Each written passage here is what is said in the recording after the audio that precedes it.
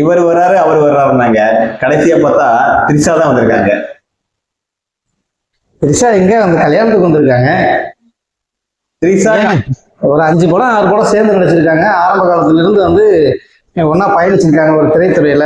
அப்படிங்கும்போது நட்பு ரீதியா கூட வந்திருக்கலாம் இல்லையா. ஒரு கார்ல வந்துட்டு ஒன்னா இறங்குனா உடனே வந்துட்டு ஒரு நீங்களே ஒரு யூகத்துக்கு அடிச்சு விட்டுருவீங்களா? இப்போ நட்பு ரீதியா வர்றதுனா எப்படி? சாதாரணமா வருவாங்க, ஒரே கார்ல 2 பேரும் ஜோடியா ட்ரெஸ் போட்டுக்கிட்டு. இப்போ இன்னைக்கு பார்த்தேன், ஒரு போட்டோ ஒன்று பார்த்தேன்.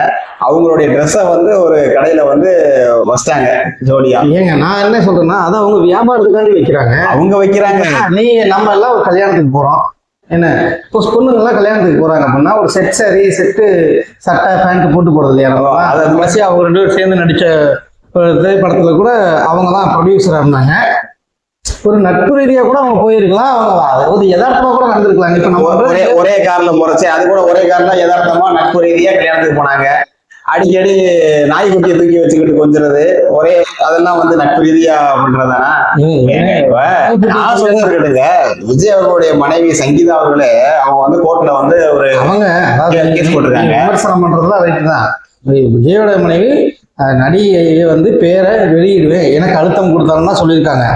ஆனா இவங்க தான் நம்ம சொல்ல முடியாதுல, வேற யாராவது கூட இருக்கலாம். அவங்க சொல்லவே தேவையில்லையே, இது எல்லாருக்குமே தெரியுது. வேற யாராவது கூட இருக்கலாம்ல. ஆல்ரெடி பாஜகவுடைய மாநில தலைவர் நயனா நாகேந்திரன் வந்து அவர் ஒரு தடவை சொல்லியிருக்காரு. என்ன இது மட்டும் இல்லாம நிறைய நீங்க சோசியல் மீடியா ஓபன் பண்ணீங்கன்னாவே அதுல வந்துகிட்டே இருக்கு. அதாவது எனக்கு என்ன தோணுதுன்னா, நீங்க தான் என்னடா பேசுறது, யாரோ ஒரு நடிகைன்னு நானே கன்ஃபார்ம் பண்றேன்னு விஜய் அந்த கல்யாணத்தை கூட்டி வந்த மாதிரி இருக்குது. இந்த அப்படி இருக்கிறதுக்கு வாய்ப்பு இல்லை. ஏன்னா நீங்க தாவேகா அணில் கூட சொல்லிக்கீங்க, அதெல்லாம் பிரச்சனை இல்லை. அதாவது ஒரு இவங்க தான் அப்படின்னு நம்ம கன்ஃபார்மா தெரியாம நம்ம வந்துட்டு சொல்றது தப்பு. அதே சமயத்துல அவங்களுடைய தனிப்பட்ட வாழ்க்கை அது என்ன வேணாலும் இருக்கட்டும், அது பிரச்சனை கிடையாது. ஆனா நீங்க வந்துட்டு அவங்க ஒரு வழக்கு தொடுத்திருக்காங்க அப்படிங்கும் போது அவங்க மேல மறைமுகமா இல்லை, நேரடியாவே குற்றச்சாட்டு வச்சுட்டாங்க. வச்சதுக்கு அப்புறம் இப்ப நீங்க சொல்ற மாதிரி அதெல்லாம் வந்து அதெல்லாம் உண்மையா இருக்குமோ அப்படிங்கிற மாதிரியான ஒரு இதுதான் இப்ப எல்லாத்துக்கும் பார்வையில தெரியுது. நம்ம என்னதான் வந்துட்டு விஜய் ஃபேன்ஸ் எல்லாம் வந்து பாத்தீங்கன்னா விஜயோட ஃபேன்ஸ் இப்ப சொல்ல முடியாது. அவங்க வந்து அப்டேட் ஆயிட்டு தொண்டர்களா மாறிக்கிட்டு வந்துட்டு இருக்காங்க. யாரு விஜய் ஃபேன்ஸா?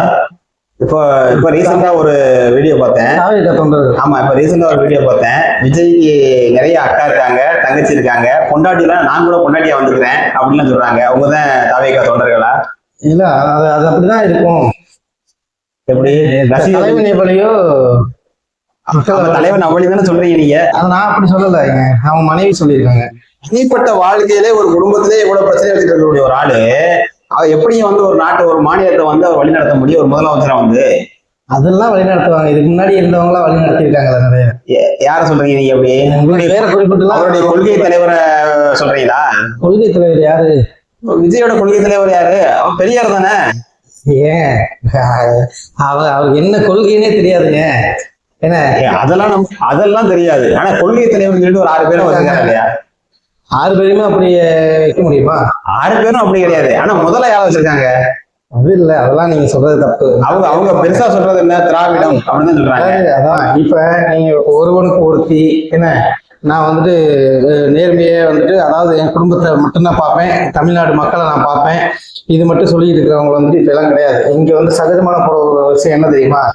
என்ன அப்படி இருக்கிறவங்க தான் அரசியல் வர தகுதி இருக்கிறவங்களா நம்ம மக்கள் அப்படிதான் ஏத்துக்கிறாங்க.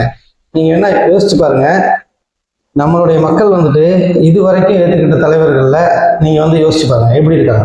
இப்போ சமீபத்தில் வந்து பார்த்தீங்கன்னா திரு செந்தமிழன் சீமான் அவங்க மேல ஒரு குற்றச்சாட்டு வச்சாங்க. என்ன ஆனா அவர் தன்னுடைய குடும்பத்தை விட்டுட்டு வரல. தன்னுடைய குடும்பம் அவருக்கு முழுமையாக சப்போர்ட் பண்ணுச்சு. அதை எப்படி வந்து சட்ட ரீதியாக சரி பண்ணாங்களா இல்லை எப்படிங்கிறது நமக்கு தெரியாது. ஆனால் சரி பண்ணிட்டாங்க, அதை பண்ணி வந்திருக்காங்க. ஏன்னா அதே மாதிரி இதுக்கு முன்னாடி இருந்த தலைவர்கள் வந்துட்டு ஒரு பெரிய 60 ஆண்டு கால ஆட்சி நடத்தக்கூடிய அவங்களே கூட அந்த மாதிரி 2 மனைவி இணைவின்னு வச்சிருக்காங்க. புரட்சி தலைவர் அப்படின்னு சொல்றோம், அவங்களும் அந்த மாதிரி தான் இருந்திருக்காங்க. அப்படிங்கிற எப்படி அவர் யாரை வச்சிருந்தாரு நமக்கு தெரியாது. பொதுவா மக்கள் இந்த மாதிரி இப்ப இருக்கிற மாதிரியான சோசியல் மீடியா அந்த மாதிரி அந்த காலத்துல இல்லை. பொதுவா சொல்றாங்க. நீங்க இப்ப இருக்கிறதுலயே பாத்தீங்கன்னாலே போதும், நடுவில் விஜய் போட்டுட்டாங்க, இந்த சைடு சங்கீதா, இந்த சைடு திரிஷா போட்டிருக்காங்க. போட்டு அந்த சைடு இருக்கிறது ஜானகியமா இந்த சைடு இருக்கிறது ஜெயலலிதாங்கிற மாதிரிலாம் சொல்ல ஆரம்பிச்சிட்டாங்க. நான் இன்னொரு வீடியோ கூட பார்த்தேன்.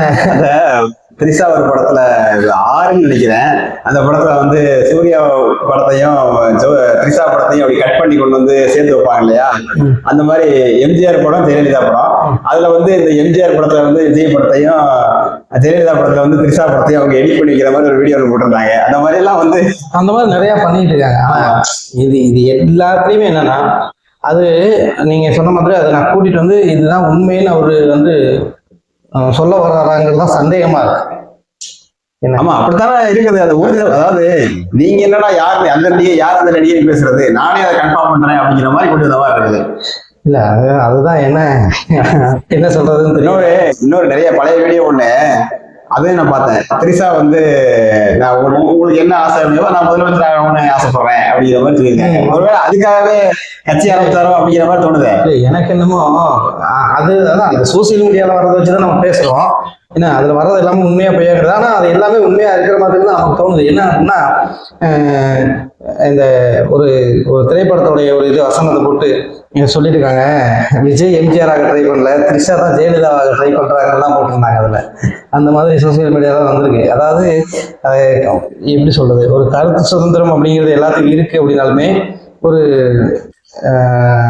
நமக்குன்னு ஒரு, ஏன்னா ஒரு தவறான ஒரு உதாரணமா தான் போய்கிட்டு இருக்கு தமிழக அரசியல்ங்கிறது. இல்ல இவர் மட்டும் தமிழக அரசியல்ல இருக்கக்கூடிய தலைவர் எல்லாம் நீங்க சொன்னீங்க இல்லையா, கருணாநிதி, எம்ஜிஆர், சீமான் இருக்கணும், எல்லாருடைய தனிப்பட்ட வாழ்க்கையுமே அப்படித்தான் இருக்குது. அப்போ ஒரு தனிப்பட்ட வாழ்க்கையிலேயே வந்து எந்த வித இது நேர்மை இல்லாதவங்க வந்து எப்படி வந்து ஒரு நாட்டை வழிநடத்தக்கூடியவங்களா இருப்பாங்க, வழிநடத்த முடியும் அவங்களால ஒழுங்கா? இல்ல அதுதான் அவங்களுடைய தகுதின்னு நினைக்கிறாங்களோ என்னமோ. அதாவது எப்படி சொல்றது, நாங்க வந்துட்டு அதாவது 2 குடும்பத்தையும் சமாளிக்கிறாரு, இவரால வந்து நாட்டை சமாளிக்க முடியும்னு ஒரு குடும்பத்துல இருக்கிற பிரச்சனைகளை சமாளிக்கிறதுக்கு ஒரு மனுஷன் வந்துட்டு பலதரப்பட்ட கலைகள் வச்சிருந்தாதான் முடியும். இவங்க 2 குடும்பத்தை சமாளிக்கிறாங்கன்னா அவன் தமிழ்நாட்டை காப்பாத்திட முடியுங்கிற நம்பிக்கை. நீங்க ஏதோ அனுபவப்பட்டு சொல்ற மாதிரி இருக்குது. அப்படின்னு கல்யாணம் எல்லாருமே அனுபவப்பட்டு தான் சொல்லுவாங்க. இல்ல 2 குடும்பமும் சொன்னீங்களே அதனால கேட்டேன். இல்ல இல்ல அப்ப அந்த மாதிரி நான் சொல்றது என்னன்னா, நீங்க சரியா புரிஞ்சுக்கல. அதுக்குதான் சீக்கிரம் கல்யாணம் பண்ணணும்னு சொல்றது. அதாவது ஒரு குடும்பம் இருக்கு, கல்யாணம் பண்ணாமே நல்லா தான் இருக்கேன். இல்ல கல்யாணம் பண்ணா இன்னும் நல்லா இருக்கீங்க.